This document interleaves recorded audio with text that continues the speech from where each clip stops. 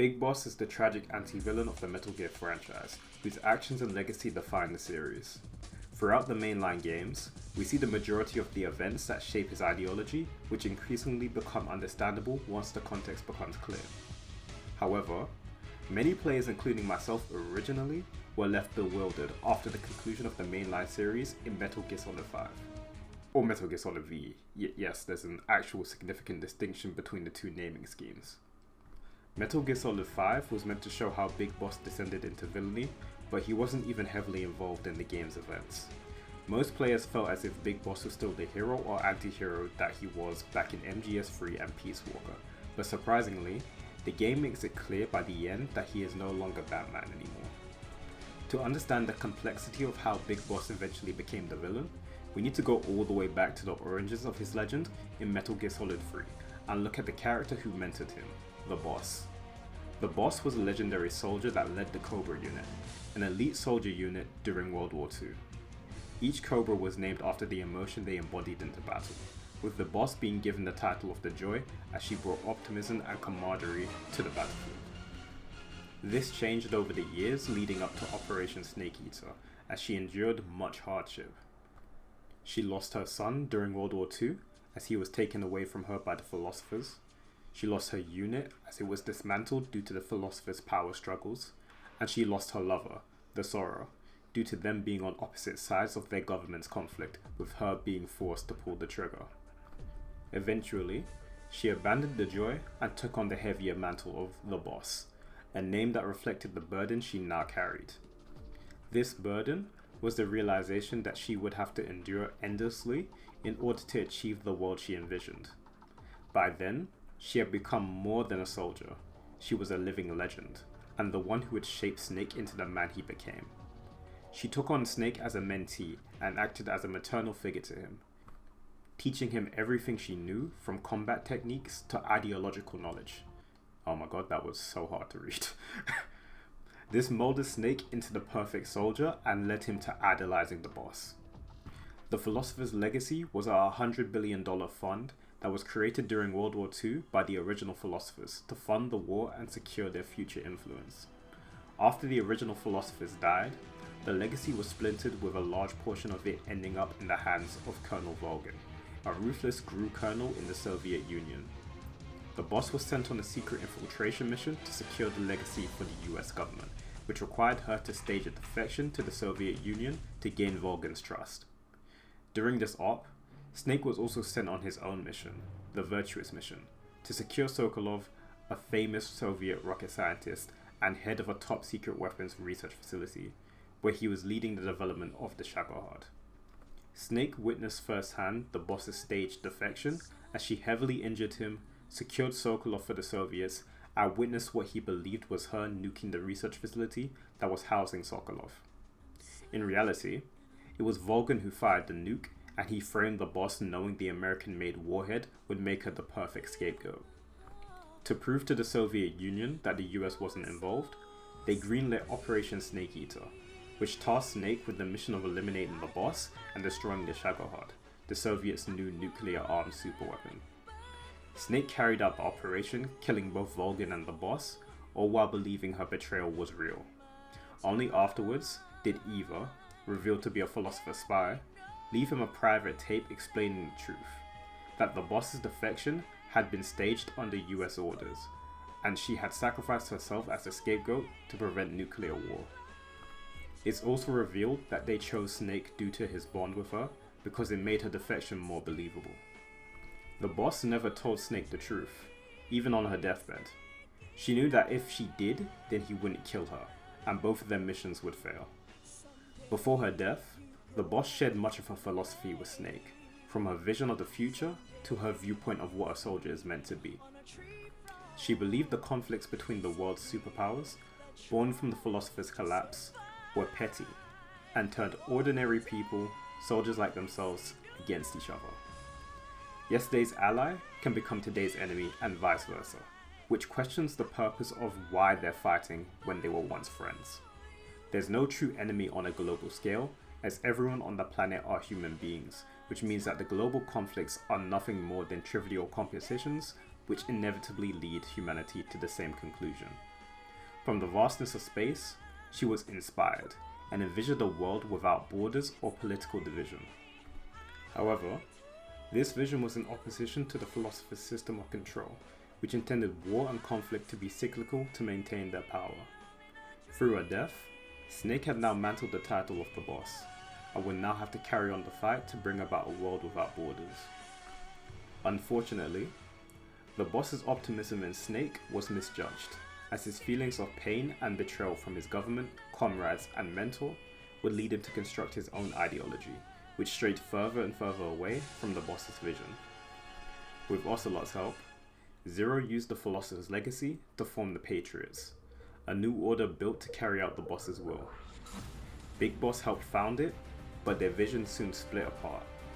Zero sought control, while Big Boss sought independence for soldiers, a rift that would eventually make them enemies.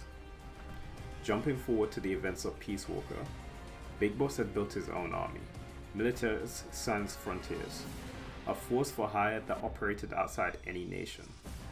He claimed this was to carry on the boss's dream, but his interpretation was already drifting. Instead of striving for unity, he began to see peace as something that could only be guaranteed through nuclear deterrence, and the peace he was seeking was not for the world, but for his unofficial nation of soldiers. The climax of the story comes when the Peacewalker AI, designed to embody the boss's will, sacrifices itself by drowning in the ocean to stop a nuclear strike. It's a perfect reflection of her ideals, selflessness to preserve peace, but Snake once again missed the point. With Huey Emmerich's help, MSF had been constructing Metal Gear Zeke throughout the game, a nuclear-capable machine intended to protect MSF from the world's superpowers. After reclaiming it from Paz, Big Boss embraced Zeke as his deterrent and positioned MSF as a prototype private military company, foreshadowing the war economy to come, where conflict itself would be commodified. Rather than ending conflict, he planned to exploit it as a survival tactic, ensuring a constant need for soldiers. His new ideology rejected the boss's sacrifice, because he believed her death meant she abandoned both him and her life as a soldier. In reality, she had embraced her ideals as one. This tragic misinterpretation marked the true beginning of his downfall, and the moment he finally accepted the name of Big Boss. After the Peacewalker incident, MSF grew into a true military power, but it was short-lived. Cypher, the reorganized version of the Patriots under Zero's vision, infiltrated Mother Base using their special covert strike force, known as XOF, which was ran by Skullface. They lured Big Boss away by imprisoning Chico and Paz at a black site known as Camp Omega, where he rescued both of them while MSF was being raided. When Big Boss returned to Mother Base, it was already too late, so he only managed to escape by a helicopter with Kaz and his trusted personal medic. Unknown to him, Paz was implanted with multiple bombs, which exploded within distance of his escape helicopter, which landed Big Boss into a 9-year coma. But Big Boss wasn't the only one who suffered that day. His personal medic, the man who shielded him from the blast, survived, but his life was stolen in another way.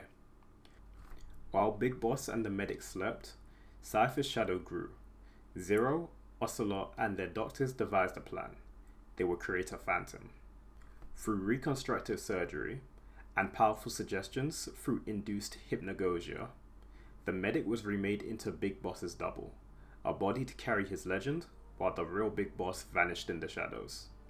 This man would awaken not as himself, but as Venom Snake. In trying to uphold the boss's will, Big Boss committed the ultimate irony. He placed another soldier in the exact same position she once endured, erasing Venom's identity and turning him into a pawn. In doing so, Big Boss became what he despised the most, and he cemented himself as a villain. Tragically, Venom wasn't given the choice to keep his own legacy. Big Boss's legacy was forced upon him, and once he died in the original Metal Gear, he was forgotten to time, just like the boss.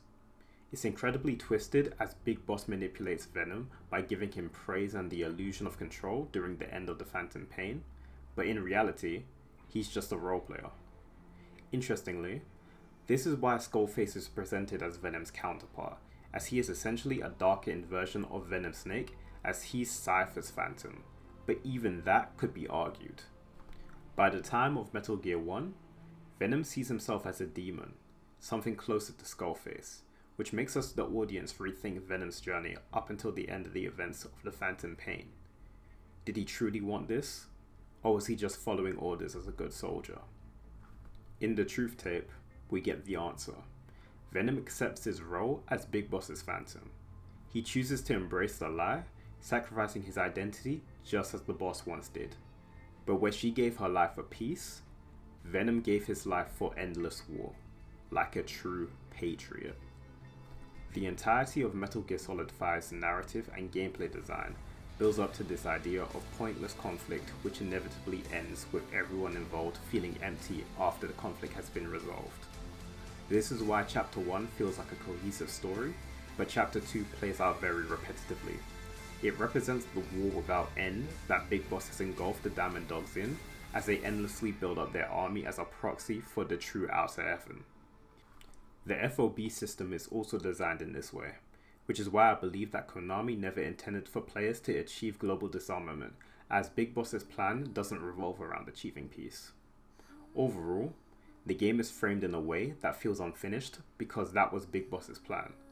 Venom's role is to continuously build up Big Boss's legend, without a future to claim for his own. If the boss has some plan, what is it? The real Big Boss is working separately from us to create his new nation. New nation? A military nation above and apart from all. The true Outer Heaven. Something created to maintain world balance. Independent of the struggles for supremacy, for personal profit, the cycles of revenge between countries. It'll be an army, all right, but more. Big Boss is building a nation. But until it's complete, we support the other Big Boss. The Phantom carries on his legend, his meme. That is Big Boss's plan. So that's the way it is. 9 years ago, I thought everything had been taken from me. But now I really have lost it all. The boss, and the future we were building together. One day, the age of Big Boss's sons will arrive. They'll likely want to settle the score with him. We have to shape that age. We'll each have roles to play. Building the foundation for a revolution led by both Big Bosses, the True One and the Phantom. No. Big Boss can go to hell. I'll make the Phantom and his son stronger to send him there. For that, I'll keep playing my role. You know, sooner or later there will be only one boss.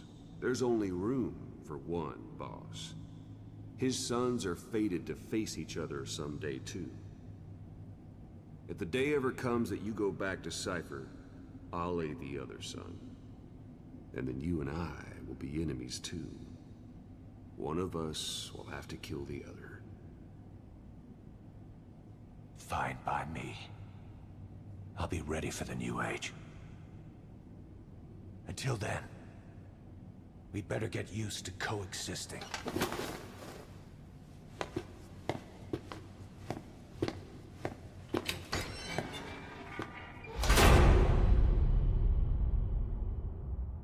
Even Kaz felt betrayed by this plan, and vowed to strengthen Venom and Big Boss's sons during their era to eventually eliminate him. Ocelot then mentions that if Kaz goes back to Cypher, he'll aid the other son being Liquid, and that will make them enemies, which rounds out the narrative pieces which link Skullface, Cypher, and the boss, as the cyclical nature of conflict and revenge plays out exactly how the philosophers intended it to do. Metal Gear Solid 5 was described as the game that would finally reveal Big Boss's descent into villainy, but I think many of us missed the point. The game doesn't show him becoming a monster through his own actions on the battlefield. Instead, it shows how far he had already fallen. He was willing to erase another man's identity to preserve his own legend. In doing so, he became exactly like the philosophers who once used the boss, twisting soldiers into tools, erasing them once their purpose was served. Venom Snake's tragedy is that he repeats the boss's sacrifice, not by choice, but by manipulation.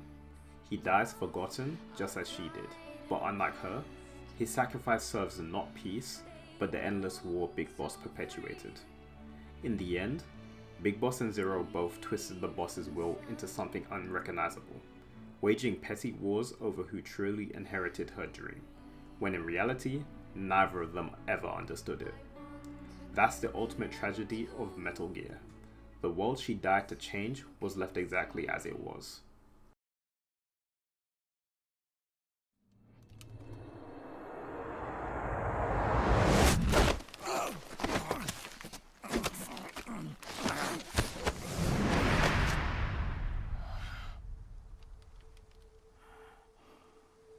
Let it go, my son. I'm not here to fight. Or should I call you brother? What? It's over. Time for you to put aside the gun and live.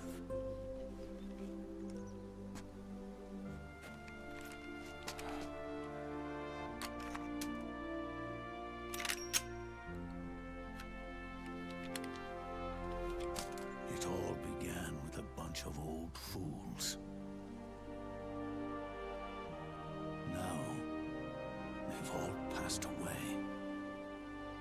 Their era of folly is over. I'm the only one left, and soon I'll be gone too. With the American system in a state of collapse, the Patriot Society has reverted to a blank slate. This man was the source of it all. And he doesn't even realize it. He's completely unaware of the fact that he led the world to the brink of ruin. Even with so much bad blood between us, it's funny. Now that I'm actually face to face with him again, the hatred is gone. All I feel is a deep sense of longing and pity. Did Zero really hate me?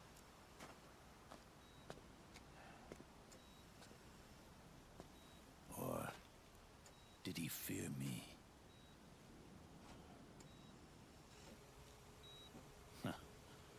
It's too late to ask him now. Everything has its beginning, but it doesn't start at one. It starts long before that, in chaos.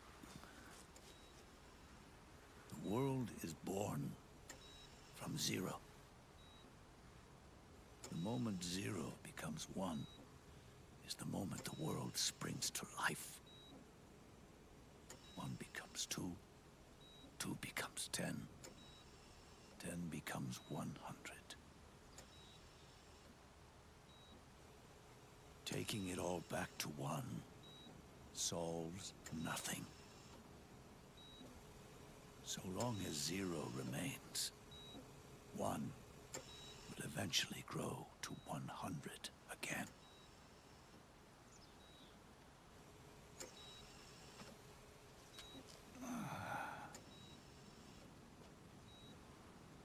So, our goal was to erase Zero.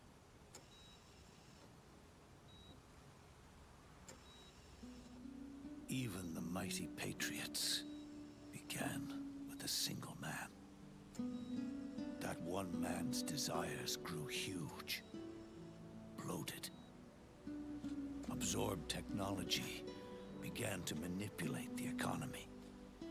We realized too late that we had created a beast. We had helped turn Zero into 100. His sin was ours. And for that reason, I'm taking it upon myself to send Zero back to nothing. Am I going to die? Everyone dies.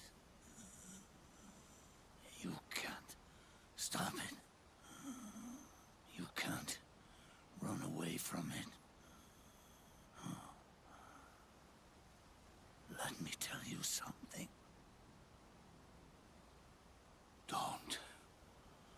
Don't waste the life you have left fighting.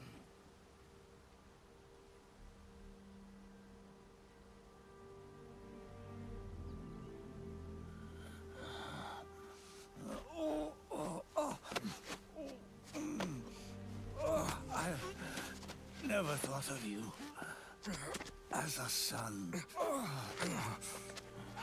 But I've always respected you as a soldier and as a man.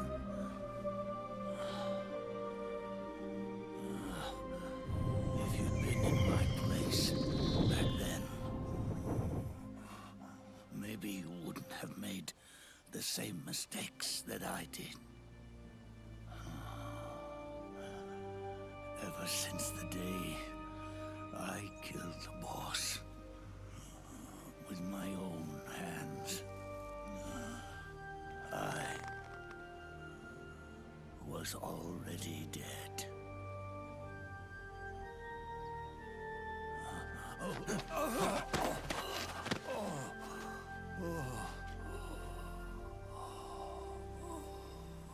Boss, you were right. It's not about changing the world. It's about doing our best to leave the world the way it is.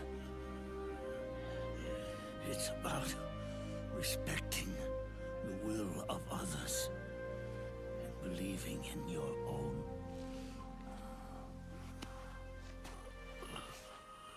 Isn't that what you fought for?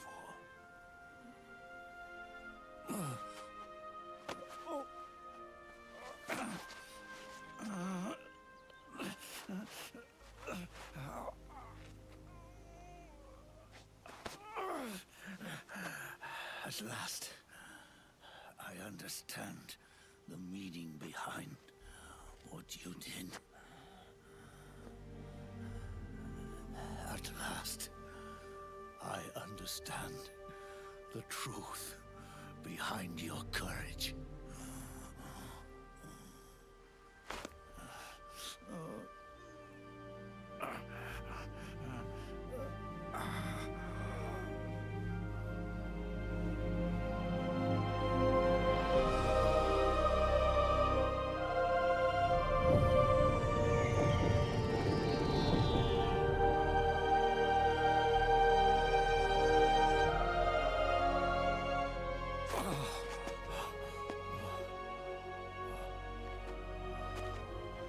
It's almost time for me to go. And with me, the last ember of this fruitless war dies out. And at last, those old evils will be gone. Once the source of evil returns to zero, a new one, a new future will be born.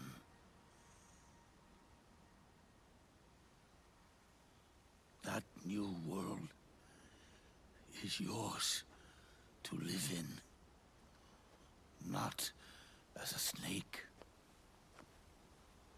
but as a man.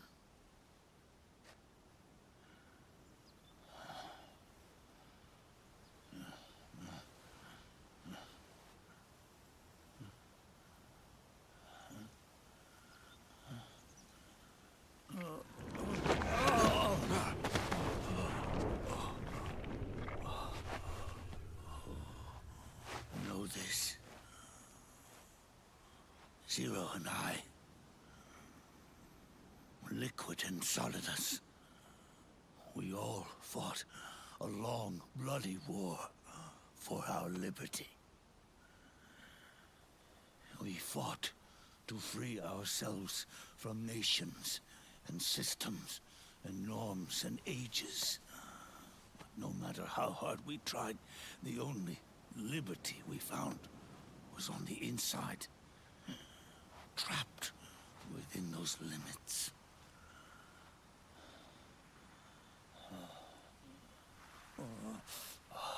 The boss and I may have chosen different paths, but in the end, we were both trapped inside the same cage. Liberty.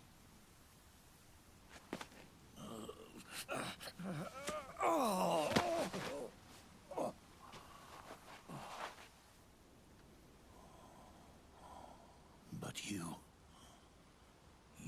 have been given freedom. Freedom to be outside.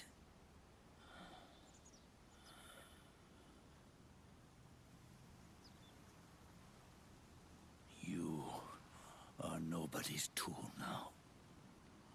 No one's toy. You are no longer a prisoner of fate. You are no longer a seed of war. Oh, it's time for you to see the outside world with your own eyes. Your body and your soul are your own.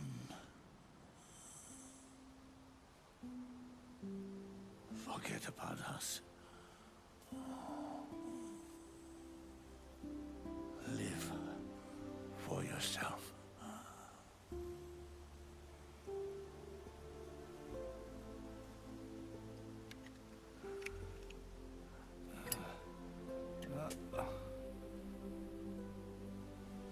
And find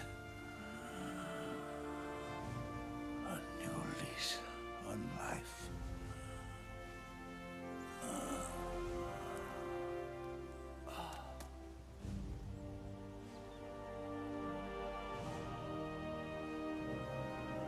Boss, you only need one snake.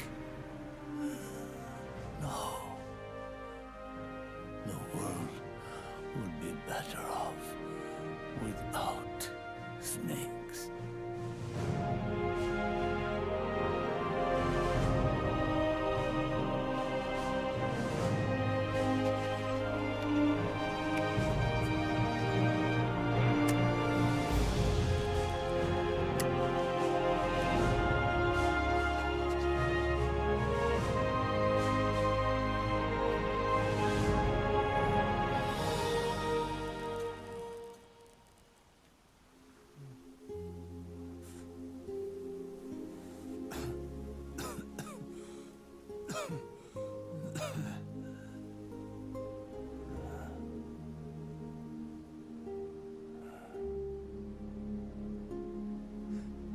This is good.